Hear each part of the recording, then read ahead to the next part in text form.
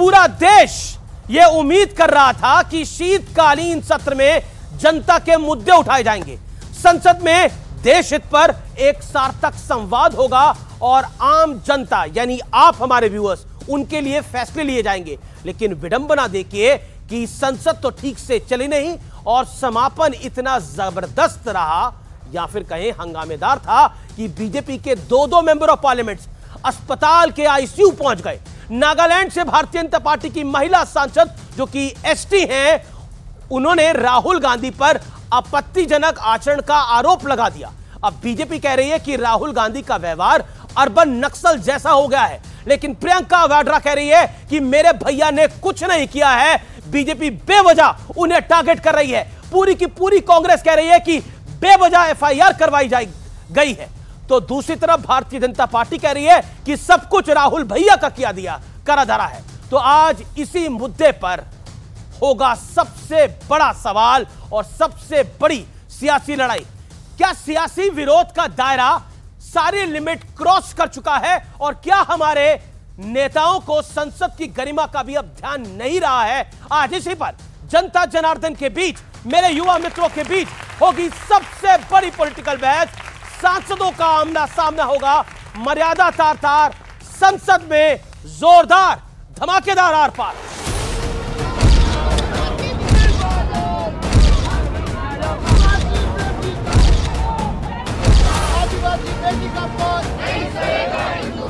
क्या राहुल, क्या शर्म नहीं आती है?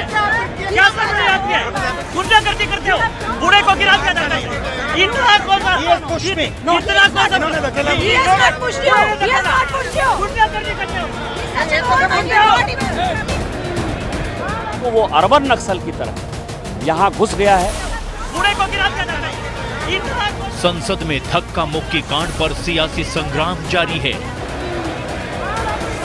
एक तरफ विपक्षी गठबंधन ने विजय चौक से संसद तक मार्च किया, तो दूसरी तरफ बीजेपी ने भी राहुल गांधी और कांग्रेस के खिलाफ हल्ला बोला। अहंकार की पराकाष्ठा, जो उनका रवैया था वो बड़ा दुर्भाग्यपूर्ण था। क्या संस्कार है, क्या सोच है, उन्होंने एक तरह से हुड़दंग मचाया है। झूठा एफआईआर, राहुल जी कभी किसी को पुश नहीं करेंगे। मैं उनकी बहन हूँ, इतने सालों से मैं जानती हूँ, कभी इस तरह की हरकत कभी कर ही नहीं सकते। 13 दिसंबर को पाकिस्तान ने हमारे संसद पर हमला किया था। 19 दिसंबर को गांधी परिवार ने 2024 में उन चीजों को दोहराया। भारतीय जनता पार्टी को जो कल का फेस ऑफ हुआ है उसके लिए माफी मांगनी चाहिए, क्योंकि इसके लिए केवल भारतीय जनता पार्टी की सरकार और भारतीय जनता पार्टी के मेंबर ऑफ पार्लियामेंट जिम्मेदार हैं। नागालैंड की महिला एसटी सांसद फानून कोन्याक के साथ आपत्तिजनक आचरण का आरोप लगाते हुए बीजेपी ने राहुल गांधी पर जोरदार हमला बोला।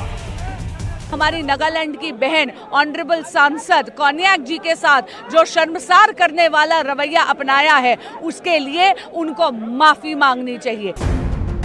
इस बीच संसद में एक और दिलचस्प नजारा दिखा। प्रियंका वाड्रा एक बार फिलिस्तीन के समर्थन में तो दूसरी बार बांग्लादेश में अल्पसंख्यकों पर अत्याचार के खिलाफ स्लोगन वाले बैग लेकर संसद में आई।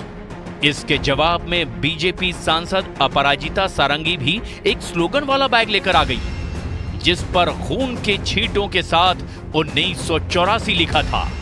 अपराजिता सारंगी ने ये बैग प्रियंका वाड्रा को भेंट किया। की बैग लेकर घूमती है, विभिन्न तरह की बैग लेकर घूमती है, इस बैग को भी लेकर।